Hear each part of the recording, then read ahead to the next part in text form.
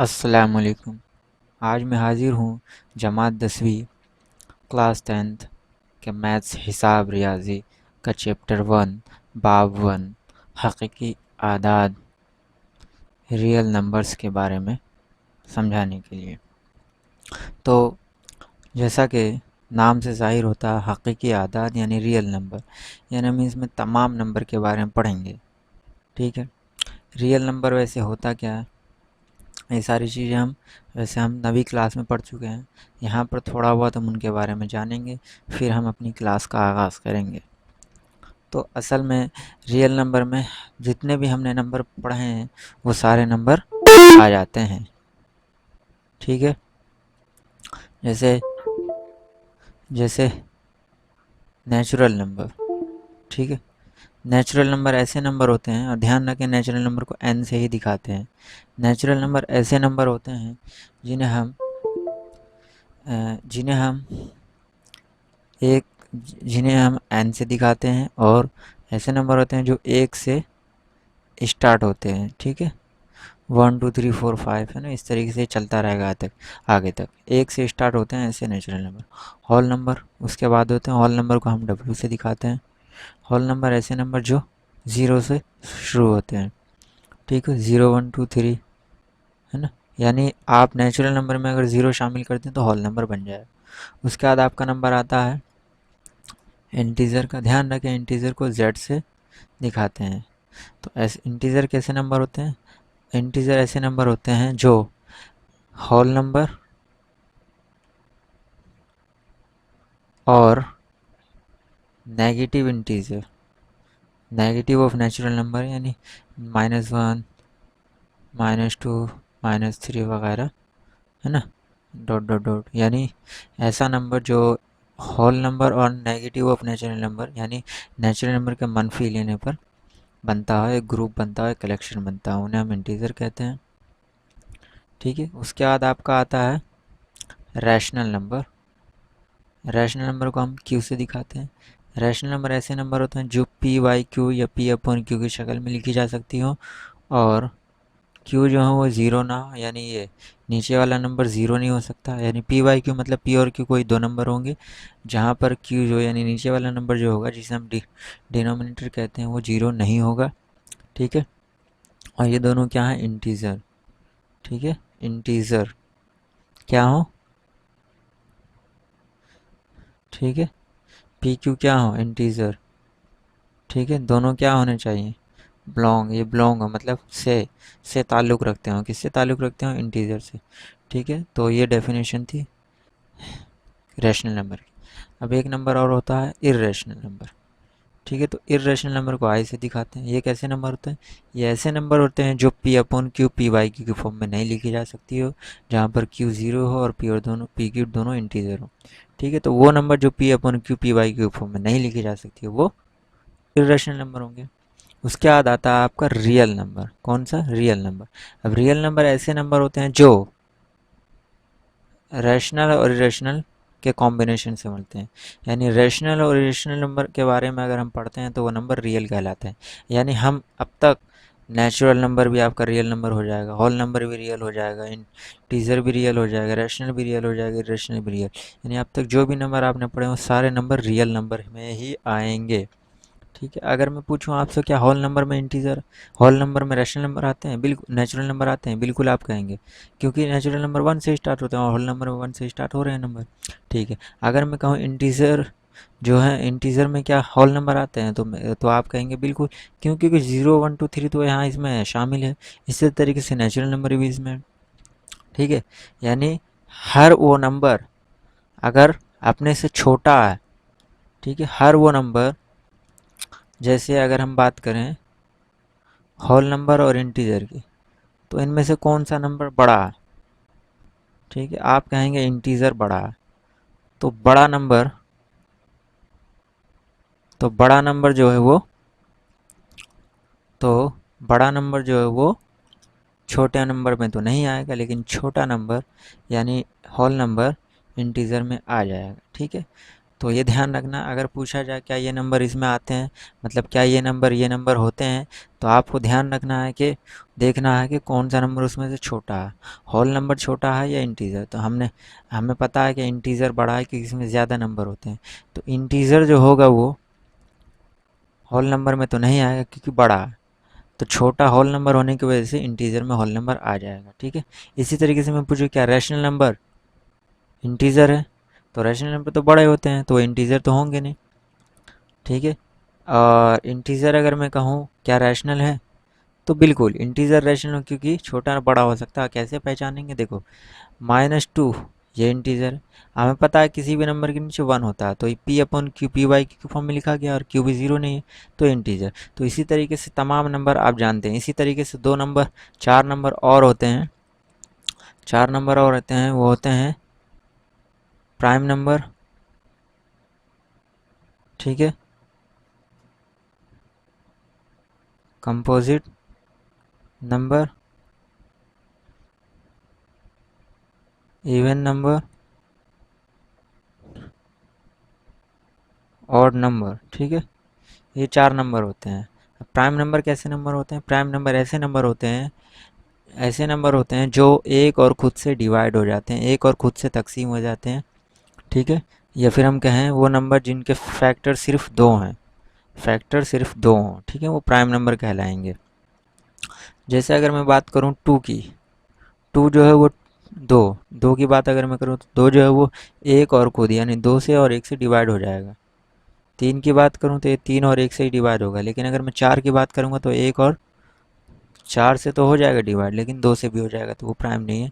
तो ऐसे नंबर जो दो, दो से ज़्यादा, मतलब एक और खुद के अलावा और किसी नंबर से भी डिवाइड होते हैं, हम उन्हें कंपोजिट नंबर कहेंगे। ठीक है, वो नंबर जो एक और खुद के अलावा भी किसी से डिवाइड हो, हम उन्हें कंपोजिट नंबर कहेंगे, या फिर हम कह सकते हैं जिनके फैक्टर दो से ज़्यादा हों।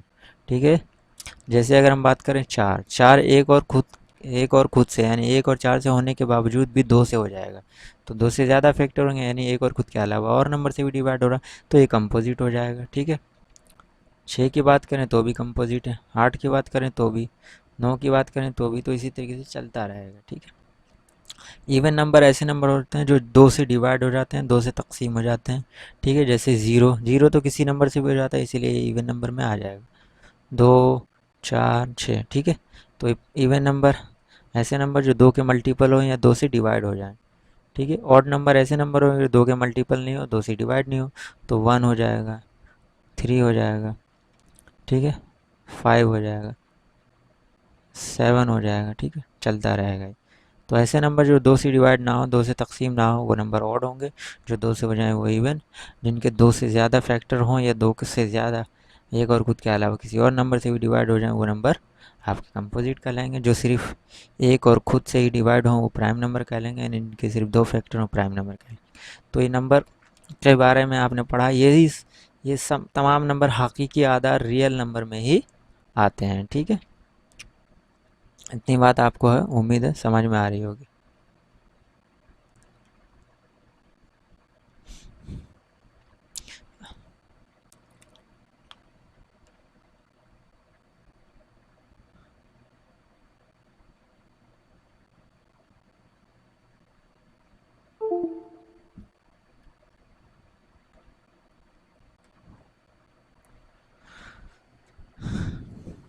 अभी हम रीडिंग करेंगे इंशाल्लाह।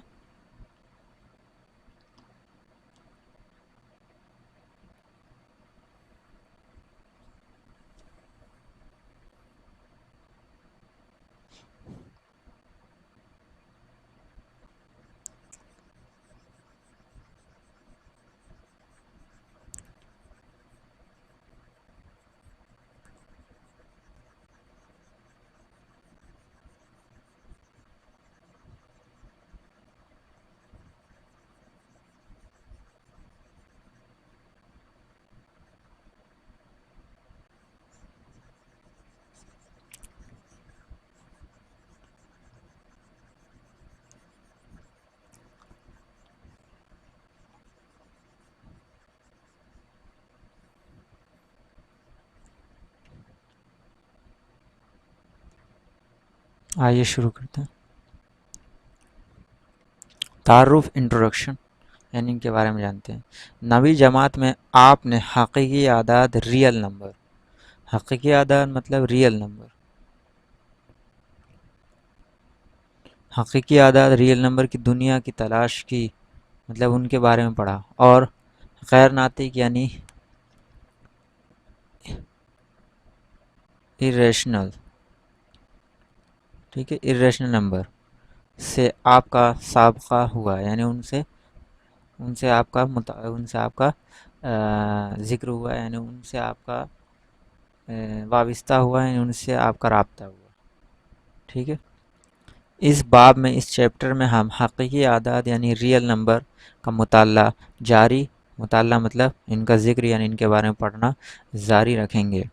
सेक्शन 1.2 1.2 और 1.3 को हम मुस्बत सही आदाद, मुस्बत सही आदाद मीन पॉजिटिव इंटीजर,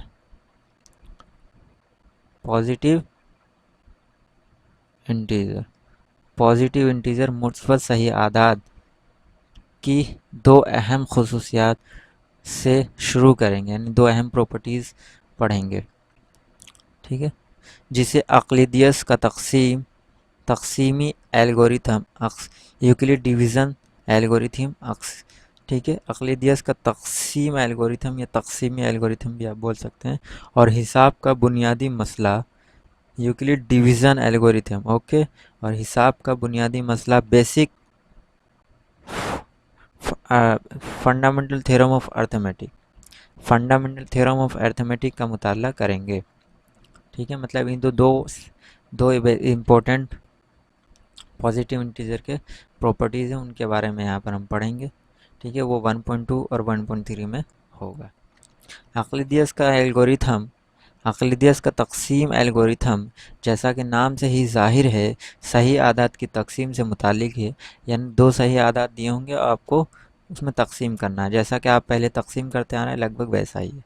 सही आदात मीन इंटीजर, ठीक है, सही आदात की तकसीम से मुताल्लिक है, यानी से ताल्लुक़ रखता है, जिसके मुताबिक किसी मुस्बत सही आदात किसी भी पॉजिटिव इंटीज़र को, कोई भी पॉजिटिव इंटीज़र ए को दूसरे पॉजिटिव इंटीज़र यानी मुस्बत सही अदद बी से इस तरह तकसीम किया जा सकता है कि आर बाकी बचे और ये बी से छोटा हो, यानी रिमाइंडर जो हो वो आर हो और बी, और ये जो आर हो वो बी से छोटा हो।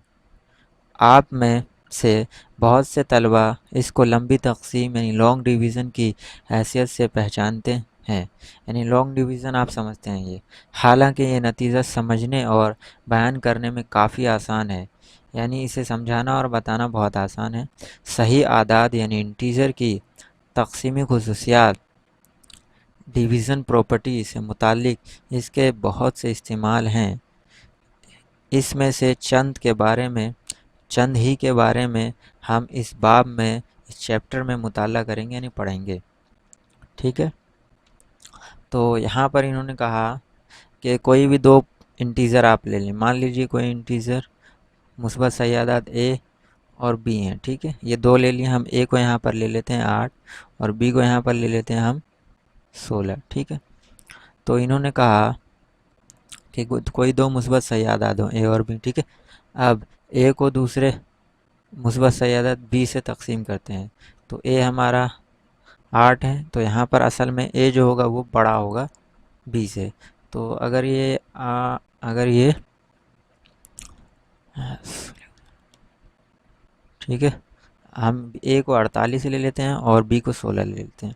ठीक है, तो कह रहे हैं अगर हम ए को बी से तकसीम करें, ए को बी से तकसीम करें, ठीक है, ए को बी से तकसीम करें तो जो तो बाकी बचेगा वो आर होगा। ठीक है, तो देखते हैं, तो 16 का टेबल पहाड़ा पढ़ते हैं, 16 कम 16 16 तिया 48।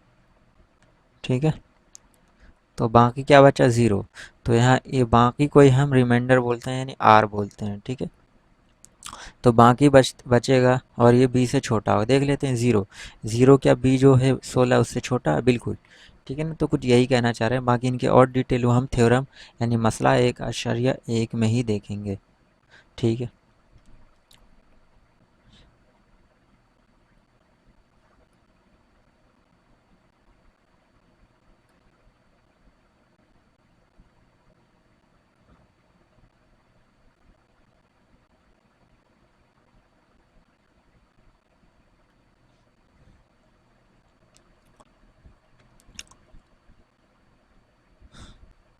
और ख़ास तौर से इसका इस्तेमाल इसका इस्तेमाल इसका इस्तेमाल दो मुस्बत सही आदाद, दो पॉजिटिव इंटीजर का यानी एचसीएफ, उनका वो दो पॉजिटिव इंटीजर का एचसीएफ मालूम करने में करेंगे। यानी दो इंटीजर हम ले लेंगे और उनका एचसीएफ निकालने के लिए हम यूक्लिड डिवीज़न एल्गोरिथम का इस्तेमाल करेंगे। एचसीएफ को उर्दू में ज़ौज़ ऑफ अक्ल मुश्तरक भी बोलते हैं। ठीक है। दूसरी तरफ हिसाब के बुनियादी मसले यानी फंडामेंटल थ्योरम ऑफ अर्थमेटिक का ताल्लुक मुस्बत सही आदाद यानी पॉजिटिव इंटीजर की ज़रब से है यानी मल्टीप्लिकेशन से है। आप पहले से ही वाकिफ़ हैं, पहले से ही जानते हैं कि हर एक मुरक्कब अदद, मुरक्कब mean composite number,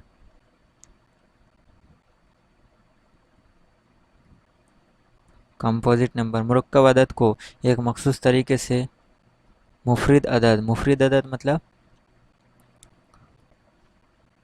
prime number के हासिल ज़रब यानी मल्टीप्लिकेशन या प्रोडक्ट की शक्ल में ज़ाहिर किया जा सकता है। ठीक है।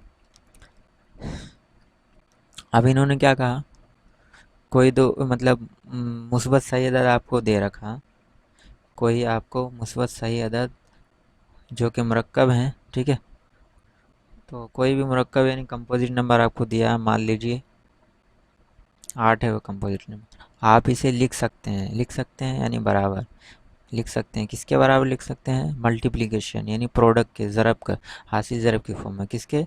मुफरिद अदद के। ठीक है, प्राइम नंबर। तो हम 8 का प्राइम फैक्टराइजेशन निकालेंगे। तो 8 का प्राइम फैक्टराइजेशन कुछ इस तरीके से लेंगे, जिस नंबर का प्राइम फैक्टराइजेशन करना उस नंबर को यहाँ लिखें और उसे प्राइम नंबर से डिवाइड करें।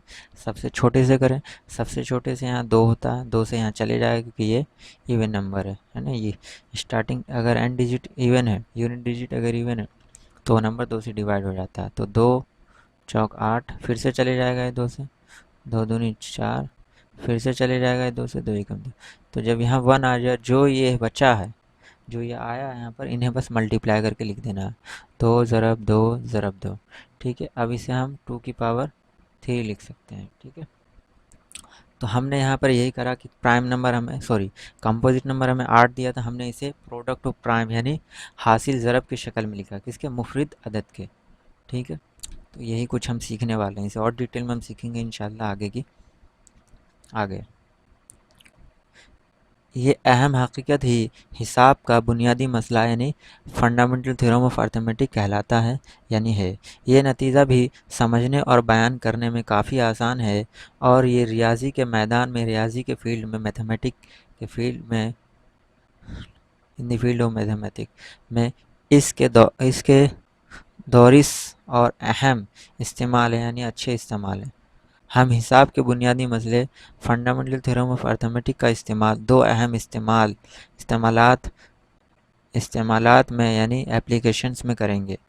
अव्वला यानी सबसे पहला, हम कई आदात की गैर नातिकियत यानी इर्रेशनलिटी को साबित करने में इसका इस्तेमाल करेंगे, जिसका मुताल्ला आपने नवी जमात में किया है ना, जैसे √2 यानी √2, √3, √5। ठीक है।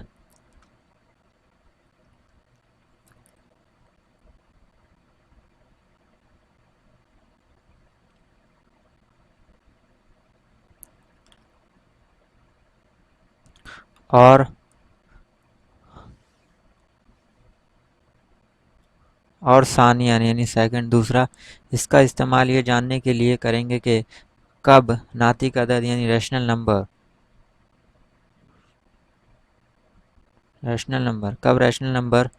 q इक्वल टू 0 यानी कब रैशनल नंबर यानी rational number p upon q, कब rational number p upon q जहाँ पर q 0 ना हो, का आशार्य इज़हार यानी डेसिमल एक्सपेंशन।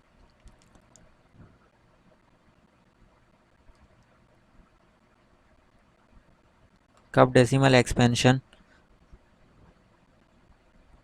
मुख्तत्म मतलब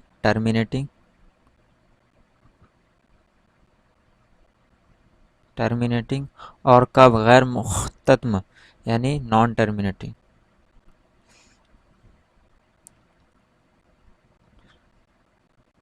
नॉन टर्मी नॉन टर्मिनेटिंग, ठीक है, नॉन टर्मिनेटिंग होगा।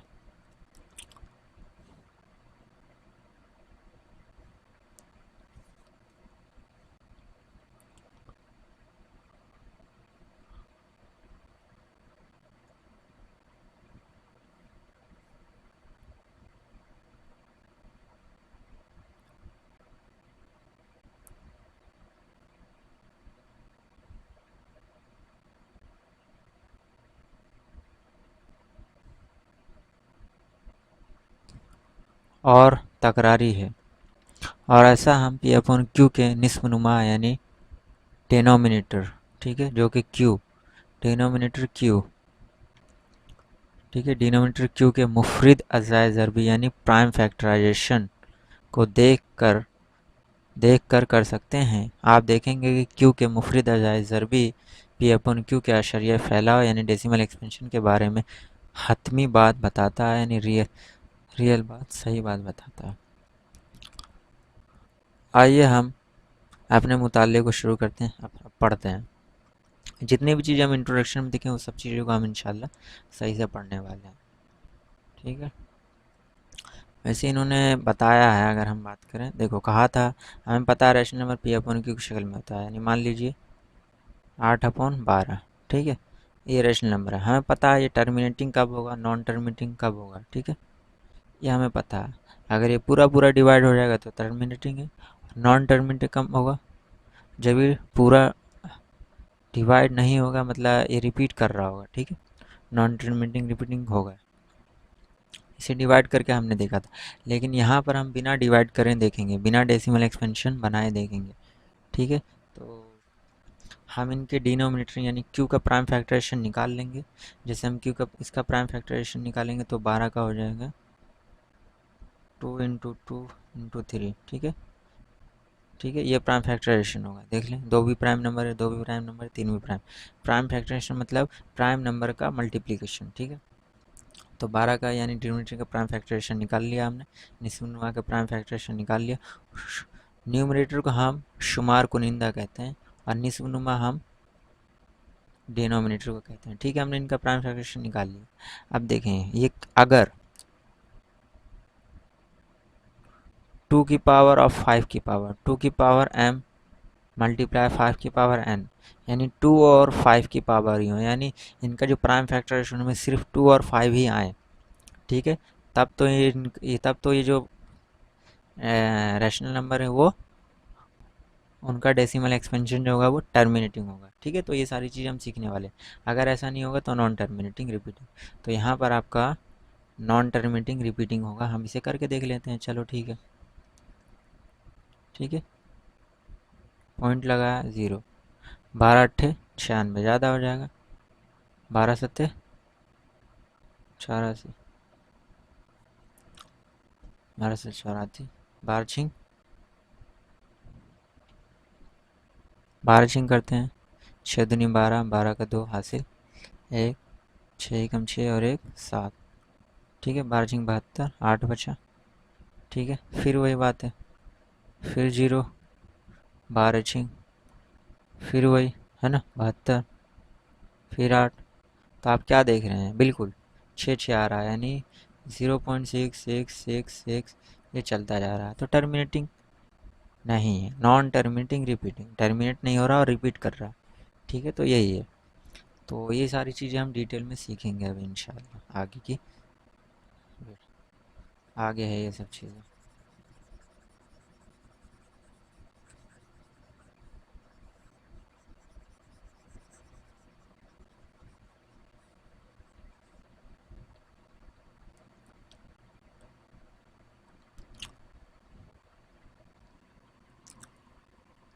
ये